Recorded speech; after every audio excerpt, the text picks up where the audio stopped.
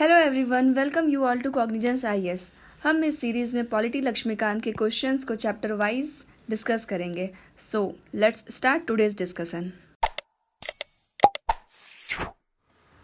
आज हम लोग हमारा चैप्टर नंबर 31 यानी सब ऑर्डिनेट कोर्ट्स के क्वेश्चंस को डिस्कस करेंगे। सब ऑर्डिनेट कोर्ट्स यानी अधीनस्थ न्यायालय। देखिए, इसके बारे में डिस्कस किया गया हमारे कॉन्स्टिट्यूशन के पार्ट 6 में। आर्टिकल हमारा हो जाएगा आर्टिकल 233 टू 237।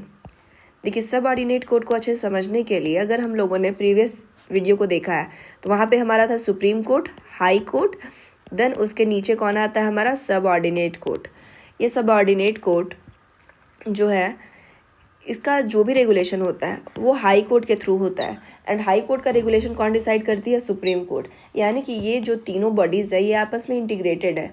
और सुप्रीम कोर्ट के बारे में डिस्कस किया गया हमारा पार्ट 5 में, एंड हाई कोर्ट के बारे में पार्ट 6, एंड जो हमारा सबऑर्डिनेट कोर्ट वो भी पार्ट 6 में है। क्यों? क्योंकि ये दोनों किसके अंदर आता है? ये दोनों आता है स्टेट के अंदर। ये स्टेट का बॉडी है और हमारा सुप्रीम कोर्ट है वो सेंटर का बॉडी है, इसलिए वो पार्ट 5 में है। तो देखिए, यहाँ पे अगर कुछ इंटर रिलेट करना हो तो हम लोग अगर प्रीवियस वीडियोस को देखें, अगर आप लोग प्लेलिस्ट में जाके प्रीवियस वीडियोस को देखें supreme court and high court के वीडियोस को, तो सब ऑर्डिनेट कोर्ट के क्वेश्चन को समझना ईजी हो जाता है। ऐसे यूपीएससी इसमें मोर और लेस कम ही क्वेश्चन पूछेगी, या तो नहीं अभी आ रहा है इससे क्वेश्चन ज़्यादातर। तो सब ऑर्डिनेट कोर्ट का कुछ कम ही क्वेश्चन है हमारे इस चैप्टर में। तो इसको स्टार्ट करते हैं हम लोग। हमारा पहला क्वेश्चन है, consider the following statement and choose your correct option. First हमारा स्टेटमेंट है, द डिस्ट्रिक्ट जज exercise both judicial and administrative power. जो डिस्ट्रिक्ट जज है वो जुडिशियल और एडमिनिस्ट्रेटिव पावर दोनों पावर को एक्सरसाइज करते हैं। सेकेंड हमारा स्टेटमेंट है, द सेशन जज has no power to impose capital punishment. जो सेशन जज होते हैं उनके पास किसी भी तरह का पावर नहीं होता है कैपिटल पनिशमेंट देने के लिए। देखिए, कैपिटल पनिशमेंट का मतलब क्या होता है, यानी कि मृत्युदंड। यहाँ पे लाइफ इम्प्रिजमेंट जो होता है उसके बाद कैपिटल पनिशमेंट होता है। तो कैपिटल पनिशमेंट का मतलब हो जाता है हमारा मृत्युदंड। तो यहाँ बोल रहा है जो सेशन जज होते हैं उनके पास कोई भी पावर नहीं होता है कैपिटल पनिशमेंट देने के लिए। तो अगर हम लोग यहाँ पे देखिए एक बोल रहा है डिस्ट्रिक्ट जज, एक बोल रहा है सेशन जज। ऐसा क्यों? तो अगर हम लोग चैप्टर को पढ़ेंगे वहाँ पे हमारा डील किया हुआ है कि जो डिस्ट्रिक्ट जज होता है वो जो डिस्ट्रिक्ट जज है वो हाईएस्ट जुडिशियल अथॉरिटी है। कहाँ का? हमारे डिस्ट्रिक्ट का हाईएस्ट जुडिशियल अथॉरिटी है। अब इसके नीचे हमारा आ जाएगा दो तरह का जज, एक आ जाते हैं सिविल जज, एक हो जाते हैं क्रिमिनल जज। अब क्रिमिनल जज का जब पावर एक्सरसाइज करता है डिस्ट्रिक्ट जज, तब उसको हम लोग क्या कहते हैं? सेशन जज बोलते हैं। और जब ये डिस्ट्रिक्ट जज एज अ सिविल कोर्ट का पावर को एक्सरसाइज करेगा तो उस समय इनको हम लोग बोलते हैं डिस्ट्रिक्ट जज। तो जो डिस्ट्रिक्ट जज होते हैं उनके पास जुडिशियल अथॉरिटी होती है दोनों के रिगार्डिंग। आपका एडमिनिस्ट्रेटिव पावर्स भी होता है उनके पास और जुडिशियल पावर भी होता है उनके पास। नेक्स्ट अगर हमारा देखें तो सेशन जज होते हैं, उनके पास कैपिटल इम्प्रूवमेंट का पावर होता है, कैपिटल पनिशमेंट का पावर होता है, यानी कि वो कैपिटल पनिशमेंट दे सकते हैं। लेकिन ये जो कैपिटल पनिशमेंट होगा इसको वापस से रिव्यू कौन करती है? हमारी हाई कोर्ट। भले ये केस दोबारा हाई कोर्ट में जाए या ना जाए, अगर कैपिटल पनिशमेंट दे दिया गया है सेशन जज, यानी कि जो क्रिमिनल प्रोसीजर में सेशन जज के कोर्ट आते हैं वहाँ पे अगर कैपिटल पनिशमेंट दे दिया गया है तो वहाँ पे हाई कोर्ट आएगी और वहाँ पे डिसाइड करेगी कि ये जो फैसला है कैपिटल पनिशमेंट का वो करेक्ट है या नहीं है। तो यहाँ पे हमारा स्टेटमेंट 2 इनकरेक्ट हो जाएगा, क्योंकि कैपिटल पनिशमेंट दिया जा सकता है सेशन जज के द्वारा, हाँ, लेकिन वो हाई कोर्ट उसको कंफर्म करती है। कंफर्मेशन के लिए हाई कोर्ट के पास जाती है, चाहे वहाँ अपील हो या ना हो उस केस में। तो सेकंड हमारा इनकरेक्ट हो जाएगा, बट हमारा फर्स्ट स्टेटमेंट यहाँ करेक्ट हो तो हमारा ऑप्शन ए करेक्ट हो जाएगा। क्वेश्चन नंबर 2 देखते हैं, which of the following statement regarding सब ऑर्डिनेट कोर्ट्स आर करेक्ट। यानी कि सब ऑर्डिनेट कोर्ट्स के रिगार्डिंग यहाँ पे जो स्टेटमेंट में है उसमें से कौन सा करेक्ट है।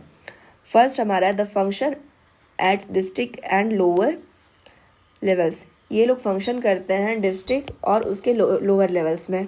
तो सबऑर्डिनेट कोर्ट क्या होता है? अधीनस्थ न्यायालय जिसको हम लोग कहते हैं, यानी कि किसके अधीन होंगे? हाई कोर्ट के अंदर है। तो हाई कोर्ट के अंदर जितने भी कोर्ट हो जाएंगे वो तो आके डिस्ट्रिक्ट लेवल के होंगे या तो फिर लोअर लेवल के ही होंगे। तो यहाँ पे अगर आप लॉजिक लगाएं तो ऑप्शन ए तो हमारा करेक्ट है।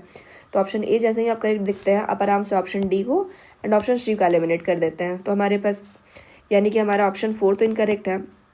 तो हमें 3 देखना या 2 देखना, दोनों में से कोई एक ही करेक्ट होगा।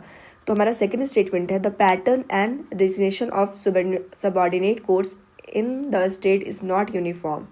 यानी कि जो पैटर्न है जो सबऑर्डिनेट कोर्ट का किसी भी स्टेट में यूनिफॉर्म नहीं है, यानी कि सब स्टेट में अलग अलग है। किसी स्टेट में कुछ ज़्यादा ही सबऑर्डिनेट कोर्ट का कुछ अलग हो जाता है, जैसे कि हमारा आप देख लेंगे लोक अदालत हो जाता है, या किसी किसी जगह पे सेशन कोर्ट आते हैं। मेट्रोपॉलिटन स्टेट्स में क्रिमिनल अगर साइड हो तो वहाँ पे मेट्रोपॉलिटन मजिस्ट्रेट आते हैं, या सिविल यानी या तो फिर सिटी जज आते हैं।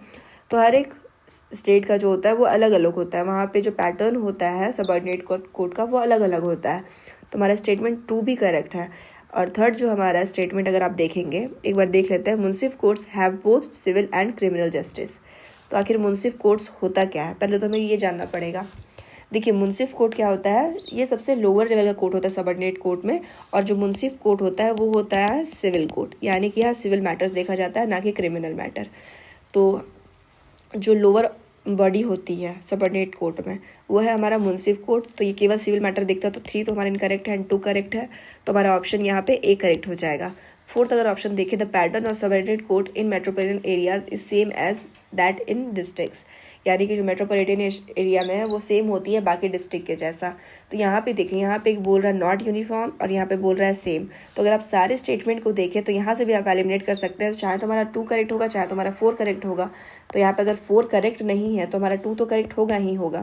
तो इस तरह से भी आप वहाँ पे ऑप्शन को एलिमिनेट कर सकते हैं अगर कोई कन्फ्यूज़न है तो। यहाँ पे हमें ये सजेशन दिया जाता है कि सारे के सारे ऑप्शन को पहले पढ़ें, फिर डिसाइड करें कि आपको उसके बारे में पता है या नहीं पता है। कभी कभी आपका जो आंसर होता है उसी क्वेश्चन में ही छिपा होता है।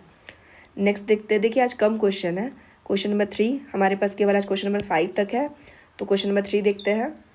Who among the following appoints the district जज इन अ स्टेट, किसी भी स्टेट में जो डिस्ट्रिक्ट जज होते हैं उनको कौन अपॉइंट करता है। तो यहाँ पे आप देखिए सुप्रीम कोर्ट के जो जज होते हैं उनको कौन अपॉइंट करते हैं, और हाई कोर्ट के जज को कौन अपॉइंट करते हैं।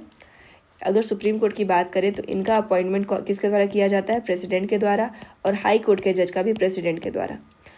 तो सुप्रीम कोर्ट और हाई कोर्ट में प्रेसिडेंट अपॉइंट कर रहे हैं, लेकिन डिस्ट्रिक्ट कोर्ट में कौन अपॉइंट करते हैं, यहाँ पे अपॉइंटमेंट होती है गवर्नर के द्वारा। गवर्नर अपॉइंट करते हैं हमारे डिस्ट्रिक्ट जज को। तो यहाँ पे हमारा ऑप्शन ए करेक्ट हो जाएगा। नेक्स्ट देखते हैं। देखिए यहाँ पे जो अपॉइंटमेंट होती है वो उसके बारे में हमारा आर्टिकल 233 में डिस्कस किया गया है। हम लोगों ने देखा कि आर्टिकल 233 टू आर्टिकल 237, जो हमारा आर्टिकल 233 तो 237 बात करें सबऑर्डिनेट कोर्ट के बारे में, और आर्टिकल 233 जो है हमारा वहाँ पे गवर्नर को ये कहा गया है कि वो डिस्ट्रिक्ट जज को अपॉइंट करेगी किसी भी स्टेट में। देन हमारा फोर्थ है, who appoint the judicial officer of the subordinate judiciary other than district जजेस। जो जुडिशियल ऑफिसर होते हैं सबऑर्डिनेट जुडिशरी के जज के अलावा उसको कौन अपॉइंट करता है। तो देखिए यहाँ पे फर्स्ट हमारा union public service commission UPSC appoint करती है, state public service commission appoint करती है। थर्ड हमारा governor in accordance with the rules made by him in consultation with high court and state public service commission. And fourth है हमारा the governor in consultation with the high court exercising jurisdiction in relation to such state. देखिए अगर आप यहाँ पे logic भी लगाए तो आपको समझ में आएगा सबऑर्डिनेट कोर्ट के जज को कौन अपॉइंट कर रही है, गवर्नर। तो बाकी का जो जुडिशियल ऑफिसर्स होंगे उनमें भी कहीं ना कहीं गवर्नर की अथॉरिटी आएगी। वहाँ पे यूपीएससी क्यों आएगी, तो यूपीएससी सेंट्रल बॉडी है, इसको यहाँ से एलिमिनेट कर सकते हैं। अब स्टेट पब्लिक सर्विस कमीशन के पास इतना पावर नहीं होता है कि वो किसी भी जज को अपॉइंट करे। जज को अपॉइंट करना एक कॉन्स्टिट्यूशनल मैटर है, तो यहाँ पे एसपीएससी भी नहीं आएगी हमारी। देन आप सी और डी में कंफ्यूज हो सकते हैं। तो यहाँ पे जो हमारा ऑप्शन है, चाहे तो आप 50-50 में एक तो आपका सही होगा, तो सही होने का चांस है आपका आधा। तो हमारे यहाँ देखिए, अगर देखिए तो ऑप्शन नंबर सी करेक्ट है। जो गवर्नर होती है वो रूल बनाती है और कंसल्ट करके किसे, हाई कोर्ट से, और उसके अकॉर्डिंग हाई कोर्ट से कंसल्ट करती है और स्टेट पब्लिक सर्विस कमीशन से कंसल्ट करके रूल बना करके वहाँ पे जुडिशियल ऑफिसर को अपॉइंटमेंट करती है। तो यहाँ पे हमारा ऑप्शन सी करेक्ट हो जाएगा। हमारा आज का लास्ट क्वेश्चन है question number 5। Which one of the following is not a qualification for a person to be appointed as district जज। अगर किसी भी पर्सन को अपॉइंट होना है डिस्ट्रिक्ट जज, उसका कुछ क्वालिफिकेशन होता है, तो इसमें से कौन एक क्वालिफिकेशन नहीं है। तो देखिए यहाँ पे अगर आपको सुप्रीम कोर्ट के जज का क्वालिफिकेशन पता हो, हाई कोर्ट के जज का क्वालिफिकेशन पता हो, तो यहाँ पे आप सबऑर्डिनेट कोर्ट के जज का भी क्वालिफिकेशन पता लगा सकते हैं। देखिए कैसे लगा सकते हैं। फर्स्ट हमारा स्टेटमेंट है, he should not already be in service of the central and states government. वो सेंट्रल स्टेट गवर्नमेंट के किसी भी सर्विस में नहीं होने चाहिए। बी हमारा, he should have been an advocate और अ प्लीडर फॉर 7 years। वो एडवोकेट होने चाहिए, प्लीडर होना चाहिए 7 सालों के लिए। यहाँ पे भी देखिए जजमेंट के बारे में बात आ रही है, एडवोकेट के बारे में बात आ रही है।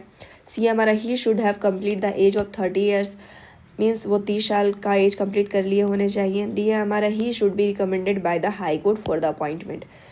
देखिए वहाँ पे हाई कोर्ट अपॉइंटमेंट के लिए रिकमेंड करेगी तो देखिए अगर आप लोगों ने कहीं भी ध्यान से पढ़ा होगा सुप्रीम कोर्ट या हाई कोर्ट, वहाँ पे क्या बताया गया है, कोई भी मिनिमम एज डिफाइन नहीं किया गया कॉन्स्टिट्यूशन के द्वारा सुप्रीम कोर्ट और हाई कोर्ट के जज के लिए। तो सबऑर्डिनेट कोर्ट के जज के लिए भी सेम है, कोई भी मिनिमम एज का क्वालिफिकेशन नहीं डिसाइड किया गया। तो हमारा ए, बी एंड डी ऑप्शन तो करेक्ट है, और यहाँ पे नॉट पूछा गया है क्योंकि not a qualification. So this is the end of today's discussion, hope you like it. Stay connected, stay safe. Thank you very much.